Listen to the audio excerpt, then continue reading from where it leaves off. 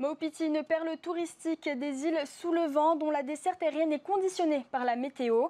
Annonçant 280 millions de francs de pertes annuelles, Air Tahiti demande une solution, une aide du pays ou un allongement de la piste. Le gouvernement se penche sur les options. Un sujet de Thomas Chabrol et Tauhiti Tonia Moussan.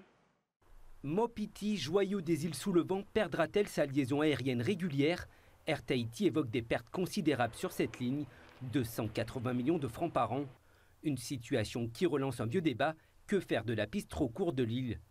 Le directeur général de Air Tahiti m'en a touché deux mots, de retirer la ligne ou de réduire le nombre de vols sur Maupiti. Aujourd'hui, ce que nous voulons, c'est que nous voulons que l'ATR 42 puisse atterrir et décoller en tout temps.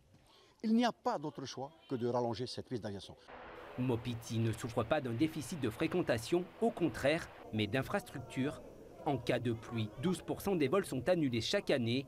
Et lorsque la météo est favorable, seuls les ATR 42 peuvent s'y poser, mais avec un nombre limité de passagers. Une trentaine sur les 48 places disponibles à bord.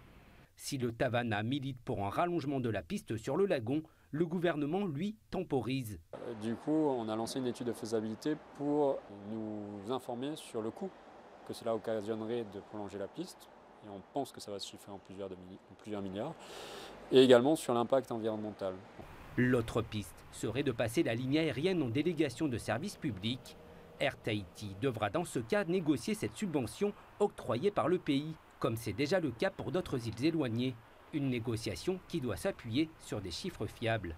Ce qu'on demande en fait à Air Tahiti, c'est de nous fournir des données qui soient vérifiées par un tiers, pour être sûr qu'il s'agit en fait des bons chiffres et qu'on puisse intégrer ces derniers dans la conception de la nouvelle délégation de service public qu'on compte lancer du coup en milieu de l'année prochaine. L'avenir aérien de Maupiti reste suspendu à une équation délicate, à la fois économique, politique et environnementale. Une autre alternative se développe en parallèle, la desserte maritime. La Petai Express assure une liaison régulière depuis près d'un an.